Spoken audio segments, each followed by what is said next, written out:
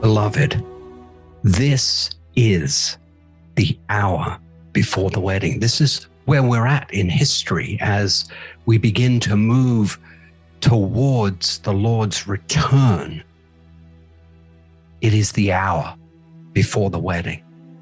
I use this analogy a lot in the Romans 9:1 teachings, but when the bride walks down the aisle, she's just beautiful and all the glory is upon her.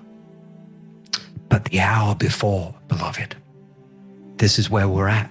So often, the hour before a wedding, it's a mess. There's last minute panic. And the body is a mess. We must be honest with ourselves. Take, like Nehemiah and wanting to rebuild the walls, take an honest look at where the body is, because the Father, if we look at John 17 as a pattern for the glory to come, if the Father needs love and unity to send the fullness of his glory, and I think we could see that pattern throughout Yeshua's heart cry prayer in John 17, then we must take a real honest look at where the church is so that love and unity can be rebuilt in us. Remember, beloved, judgment begins in the house first. And as these shakings have begun, it's not only in the world, it's in the church. Religion is being shaken.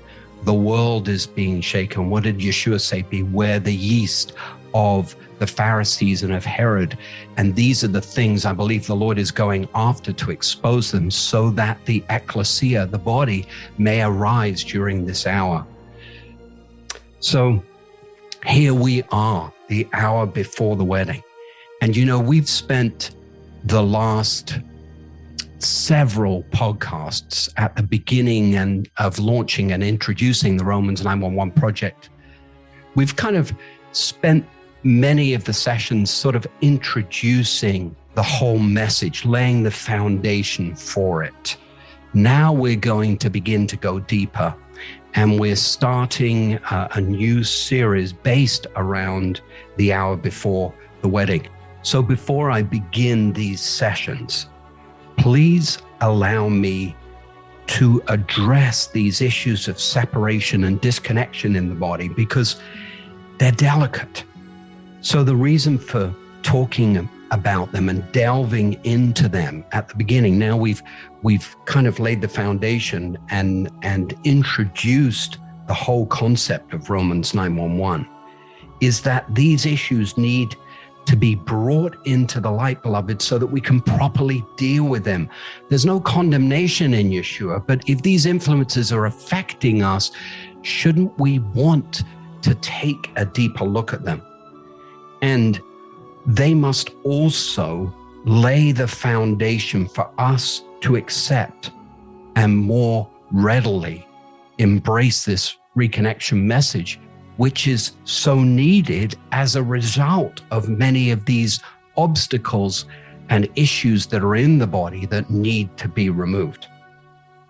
But simply put, there's just so much for us to gain from this reconnection message that far outweighs anything else. And to delve into these issues adequately, I need to be very open, honest, and direct. I need to share my thoughts and heart as a Jewish believer from the Messianic perspective regarding how Jews and Gentiles have been impacted as a spiritual family. And so in these next several podcasts, I do ask you for the liberty and the love to express myself from this viewpoint in the hope of helping those of us from the Gentile side of the family, God's children from the nations, to more fully understand and grasp these most sensitive, delicate issues.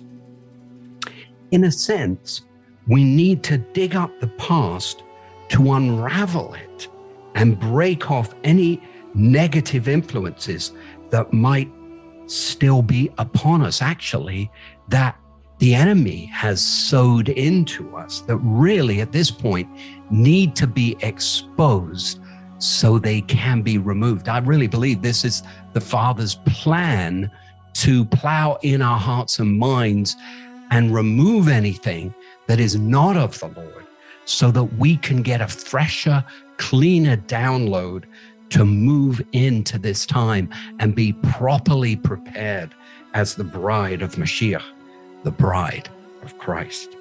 This is my goal in helping us to realize and fulfill our destinies during these last days.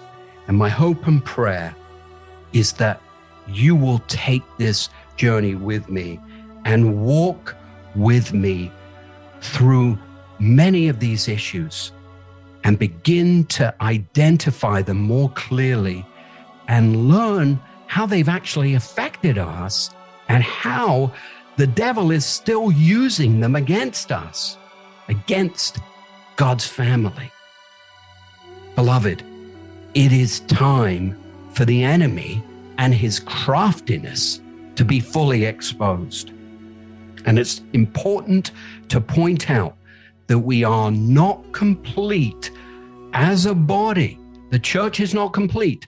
Israel is not complete until the broken off branches, these are Jewish souls yet to be saved, both from the Orthodox and secular communities, until they are restored and the full harvest from the nations has come in. This is what we're talking about here. This is the chapter that is opening. This is the door, the gateway, the passageway the Lord is beginning to lay before us for the last great harvest, for the end time power, and for Israel's salvation. But none of this, beloved, is going to come without our involvement, without agreement from the earth going up to heaven, that heaven's power would be released. This is the final mystery in the family that the Apostle Paul wrote about in Romans 11:25, that we are not to be ignorant about. And this restoration, reconnection, and realignment will complete the family and ready us for the Lord's coming. So, beloved, because of the sensitives and delicacies of these issues, we will be playing this introduction before each of the teachings. So if you've heard it once or twice, please feel free just to fast forward. Beloved, we are continuing our discussion on generational anti-Semitism and its influences, as well as getting a deeper understanding of how these things can travel through the generations. And in this process, I really believe that we need to gain a deeper understanding of how this actually works. How is the enemy able to operate in this manner? And let me say this about the strongholds of the enemy and how they function. The devil, I believe, has free rein to exploit any type of disobedience or sinful behavior that is outside the grace and protection of God. Demons or spirits can attach themselves in such instances. The greater the opening people invite to that sin in their hearts, the greater the spiritual influence over them. And you can sense this corporately sometimes when entering an area of a country or a city that has been given over to a particular sin. The demonic influence can be seen and felt all around in how people are acting and expressing things. Some influences are obviously more subtle than others, but the principle is the same here. And there is no greater sin influence through the centuries, through thousands of years, than generational anti-Semitism through the bloodline, even more than racism, because it has remained mostly undetected for hundreds of generations. And this is one of the main reasons why much of our eschatology in the church is out of balance and especially disconnected regarding Israel. It's because of these negative influences that are still at play. And the devil has preyed, I believe, over our generational bloodlines and our separation issues. If he can divide us, he conquers, right? And we really need to take a much deeper look as the Lord looks to rebuild John 17, love and unity in the family of God, in the ecclesia. We really need to take a deeper look at these divisions, and especially those of us watchmen really begin to pray and intercede that these walls of division and separation would be brought down through the love of Mashiach, the love of Christ. And through most of the church age, the enemy's erroneous influence over us against the Jewish people has really gone undetected, mainly up until this time, especially regarding God's end time plans to restore Israel through us, and how we are actually now connected back to them. Remember, beloved, God's children from the nations are grafted into the olive tree of Israel to become one with them, to share with them. And of course, now that they're awakening, their restoration to that part of the olive tree within the context of God's family and the one new man now becomes significant to us to recognize, but also to love and fully support. Scripture tells us, just as you were at one time disobedient to God, have now received mercy as a result of their disobedience, so they too have now become disobedient in order that they too may now receive mercy as a result of God's mercy to you. That sounds pretty evangelistic to me, don't you think? And so if the church is the chosen vessel, this is both believing Jew and believing Gentile.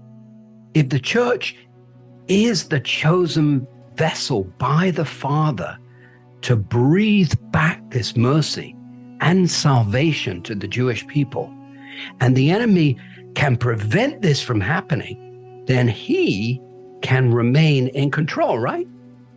Of course, we know that all things are ultimately under God's control and sovereignty, but we also know that the devil never gives up without a fight.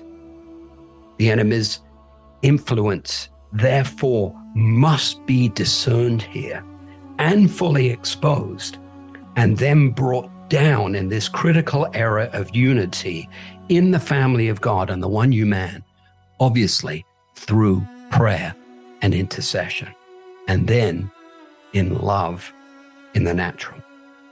Beloved, there is perhaps no fiercer battle to be fought than the one surrounding Israel's awakening and the church's realignment with it. The last great revival, the harvest of souls that are still yet to come, that will ultimately lead us to the Lord's return. And all of these issues are crucially linked together in an end time focus for the ecclesia, the church, that's different from what prior generations have understood. Remember Ephesians 3, that how God brings family, the principle of bringing family mysteries, unveiling family mysteries, was how the Gentiles came in. Remember, was hidden from the Jews. And most of this revelation and understanding has been hidden during the church age. And this is, of course, a natural outflow from the heart of the Father and Yeshua, our precious Jesus, for all of his family to be saved and for us to be reunited, for the gospel to be proclaimed to the Jew first and then to the nations. Beloved, there's an adjustment and modification coming now that we must open our eyes to as Israel not just awakens back physically to the land, but as the Jewish people begin to come into salvation. Next week, we'll drill down further on this issue, and we will discuss actually how this deception occurred. But until then, beloved, may the God of Israel richly bless you. Lots of love in Yeshua. Thank you, Grant, for that insightful discussion. To dialogue with Grant and Hallie, please send comments and questions to email@romans911.org. Again, that's email@romans911.org. If you resonate with the Romans 911 Project, please pray about partnering with us to bring this reconnection message to the threshold of the church. Sign up for our monthly email. Join our global virtual meetings with other believers to dialogue and pray together.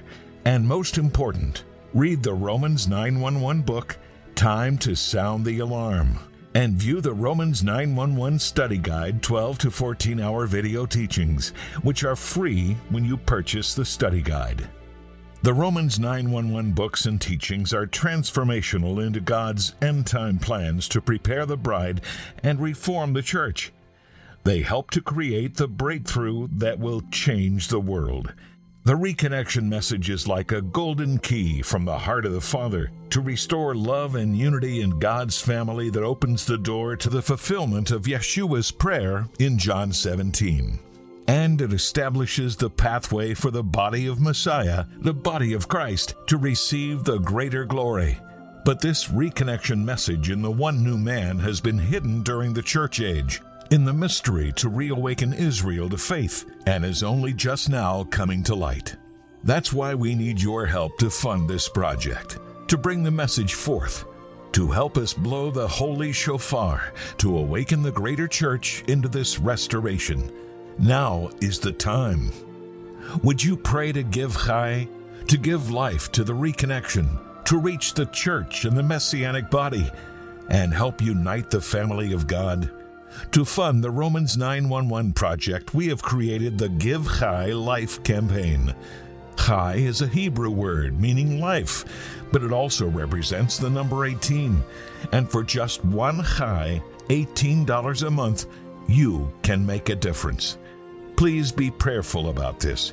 We can't do this without precious saints like yourself who are beginning to get this revelation to help us bring this message before the church. For more information on the Romans 911 project, please visit our website at romans911.org. It's easy to remember, romans911.org. Please also subscribe to the Romans 911 project wherever you listen to podcasts at the end.